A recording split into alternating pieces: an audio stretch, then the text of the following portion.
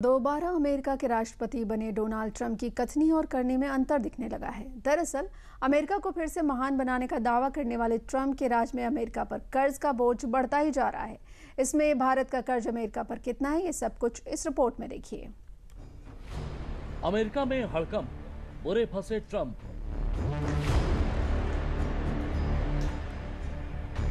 America का कर्ज 37 trillion dollar के पार। भारत का भी कर्जदार। पिछले कुछ महीनों में जहां एक तरफ अमेरिका के राष्ट्रपति डोनाल्ड ट्रंप के फैसलों से दुनिया में मंदी आने की चर्चाएं तेज हो गई थी, तो शुक्रवार को अमेरिका में इस बात ने तूल पकड़ लिया कि अमेरिका पर लगातार कर्ज का बोझ बढ़ता जा रहा है। अमेरिका की जितनी अर्थव्यवस्था एक साल में बढ़ती है, उससे ज्यादा उस पर कर्ज हो चुका है, जो हर साल तेजी से बढ़ता जा रहा है। अब अमेरिका पर राष्ट्रीय कर्ज 37 ट्रिलियन डॉलर को पार कर गया है। हर साल सिर्फ ब्याज चुकाने की लागत 1 ट्रिलियन डॉलर के करीब बढ़ रही है। 20 जून तक अमेरिकी सरकार पर इतना कर्ज है जितना अमेरिकी की पूरी अर्थव्यवस्था एक साल में बढ़ती है। एक तरफ राष्ट्रपति ट्रंप अमेरिका को फिर से महान बनाने का दावा करते हैं, तो दूसरी तरफ जब इसकी जमीनी हकीकत परखी जाती है तो ढोल में पोल नजर आता है।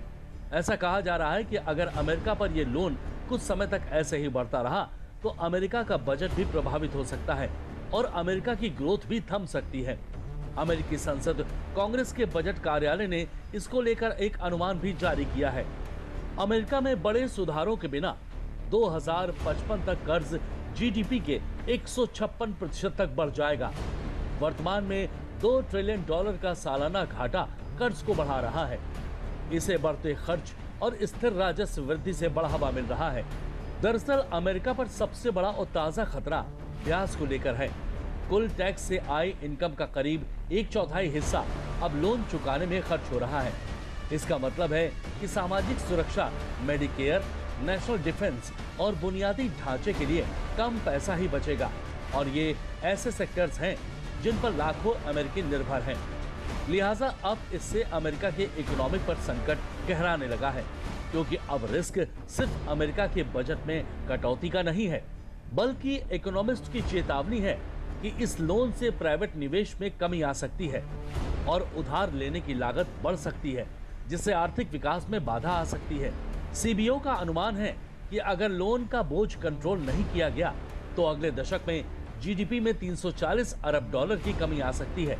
इससे संभावित 1.2 मिलियन नौकरियां खत्म हो सकती हैं और सभी सेक्टर्स में वेतन बढ़ोतरी धीमी हो सकती है। दरअसल अमेरिका पर इस कर्ज के बोझ से डॉलर में गिरावट आने का भी खतरा मंडरा रहा है, क्योंकि अमेरिका पर जो कर्ज है उसकी ब्याज दरों में बढ़ोतरी हो रही है, और ब्याज दरों में बढ़ोतरी से नुकसान और बढ़ जाता है, क्योंकि जैसे जैसे ग्लोबल ऋणदाता अमेरिकी घाटे की फंडिंग के लिए उच्च रिटर्न की मांग करने लगते हैं, वैसे वैसे सभी के लिए उधार लेने की लागत बढ़ती जा रही है।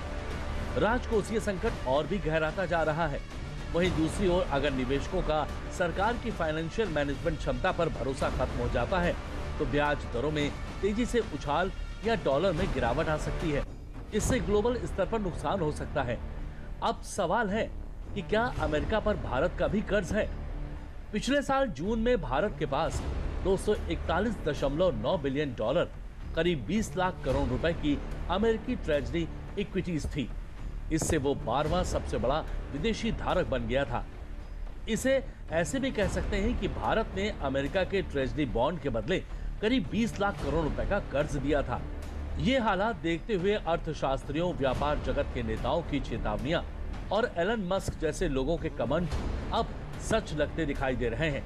अगर अमेरिका इसी राह पर चलता रहा तो इसकी कीमत सिर्फ आने वाली पीढ़ियों को ही नहीं चुकानी पड़ेगी, बल्कि इसका खामियाजा बहुत पहले ही भुगतना पड़ सकता है।